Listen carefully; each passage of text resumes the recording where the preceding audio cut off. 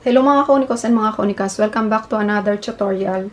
So for this video, this is the continuation of our Hebrew Learning 101 or Learning Hebrew Alphabet to be exact.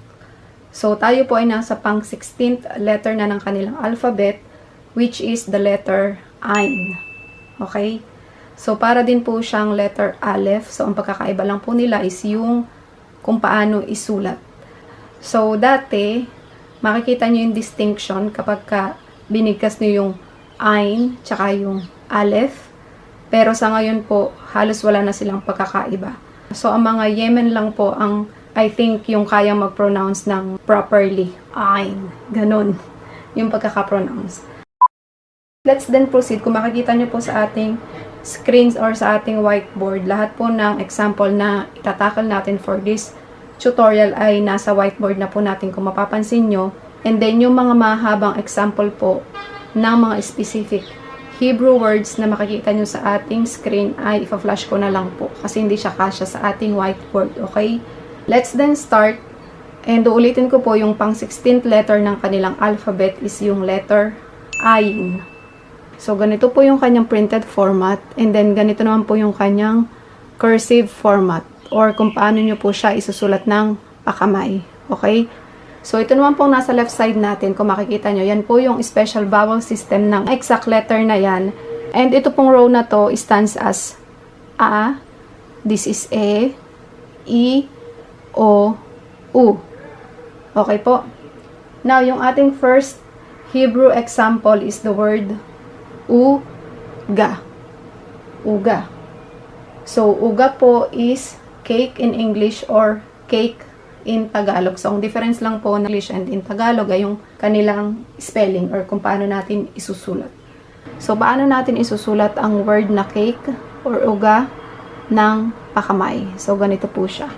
So, ang cursive is mag-umpisa tayo dito sa left and then curve and then ganyan po. Okay? Uga. So, ganyan po siya. Uga, cake, cake as well, in Tagalog. Now, example po natin dyan sa Hebrew word na yan ay ugat gvina. Ugat gvina, which means cheesecake. Okay? So, same lang po siya ng cake of cheese. Kung mapapansin nyo, instead of hey, mapapansin nyo na siya ay letter tav. So, we omit the word of. So, instead of cheese of cake, we say cheesecake. Okay? Now, yung ating second word po is the word avoda. Avoda. So, avoda po is work or trabaho in Tagalog. Paano natin siya isusulat ng pakamay? Ganito po siya. Ulitin ko. Umpisa tayo sa left, curve, and then ganyan, pataas sa right. Avoda. Avoda. Okay po. Ang example po natin dito is matsat avoda. Uulitin ko po, matsat avoda. Did you find a job? Nakahanap ka na ba ng trabaho? And ito po ay tanong para sa isang female speaker. Okay po? So, sa mga hindi po nakakaalam, ang Hebrew language po ay isang gendered language at its core. So, magkaiba po yung para sa lalaki and then para sa babae. Okay po? Now, our third example is the word ayefa. Ayefa. Ulitin ko po, ayefa. Ayefa. Tired, pagod. So, para din po ito sa isang female speaker. While kung naman po lalaki ang pagsasabihan nyo ng ganitong word, then yung ayefa po ay magiging ayef. Okay? Example po natin. Haim at ayefa. Ulitin ko. Haim at ayefa. Are you tired? Pagod ka na ba? Para to sa isang female speaker. Now, kung isang lalaki naman po ang tatanungin nyo, ganito po siya. Haim ata ayef. Haim ata ayef. Are you tired? Pagod ka na ba? Paano natin isusulat ang word na ayefa? So, ganito po siya. So, since ang isusulat po natin ay walang nikudot, so, ito pong yud na to ay magiging dalawa. Ganyan po. Okay?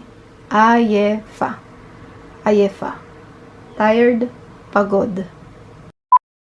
So, yung ating fourth word is the word omedet.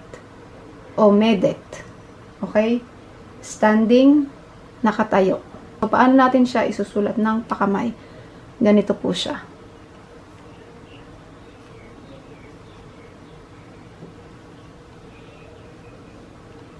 Omedet. Omedet. Standing, nakatayo. Lama at omedet. Why are you standing? Bakit ka nakatayo? So, yun po ay isang question para sa isang female speaker. Now, kung tatanungin naman po natin na isang male speaker, then ito pong letter tav is mawawala. So, ang magiging bigkas po natin dyan is omed. Omed. Okay po? Lama ata omed. Lama ata omed. Lama ata omed. Why are you standing? Bakit ka nakatayo? Okay po? Now, yung ating pang fifth word is the word A9. A9. Okay? Eyes, mga mata. Now, paano natin siya isusulat ng pakamay? Ganito po siya.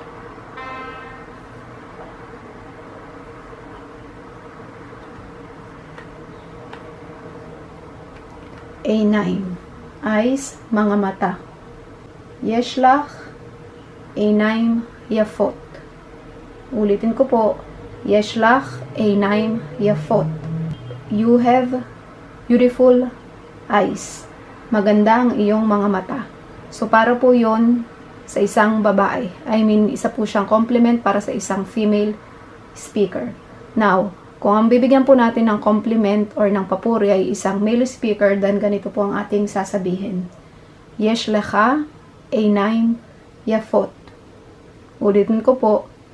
Yesh lecha, A9, yafot. You have beautiful eyes. Maganda ang iyong mga mata. Okay? Now, yung ating last but not the least na word in Hebrew is ir. Ulitin ko po. Ir. Ganun lang po siya kasimple. So, paano natin siya isusulat? Ganito po. Ir. Okay? And that is city or lungsod.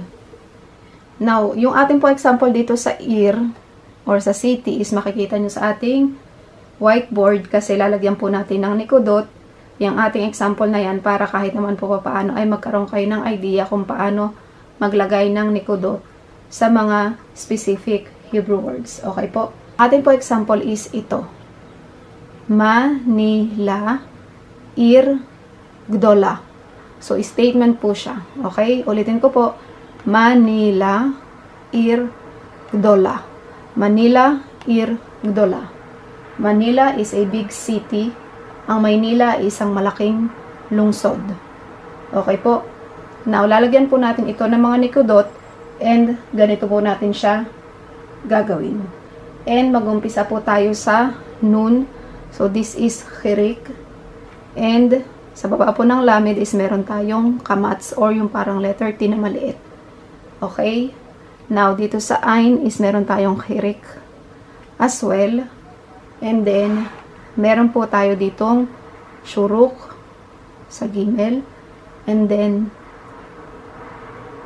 shuva sa baba ng gimel. And then, cholam sa taas ng vav. So, ganyan po. Manila, ir, gdola. Manila is a big city. Ang Maynila ay isang malaking lungsod. Now, paano naman po natin siya isusulat ng pakamay? Then, ganito po siya. Natatandaan niyo po ba kung paano isulat ang mem? napag-aralan na po natin siya. Para siyang letter N.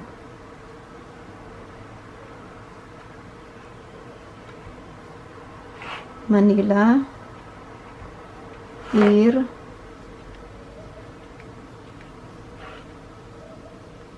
so ganyan po. Manila, Irgdola. Manila is a big city. Ang Maynila ay isang malaking lungsod. And that's all for this video mga kaunikos and mga kaunikas. I hope kahit papaano ay meron na ulit po kayong bagong mga Hebrew words na natutunan, as well as I hope natuto kayong maglagay ng mga nikodot sa mga specific Hebrew words na pinag-aralan natin for today's tutorial. And kung mayroon po kayong mga kakilala na gustong matuto ng isa sa pinaka-ancient na language sa mundo, then you can share this video to them para naman po kahit paano ay makapagbigay tayo ng kahit kaunting impormasyon sa kanila. And if you found this video interesting and helpful as well, then please don't forget to give it a thumbs up.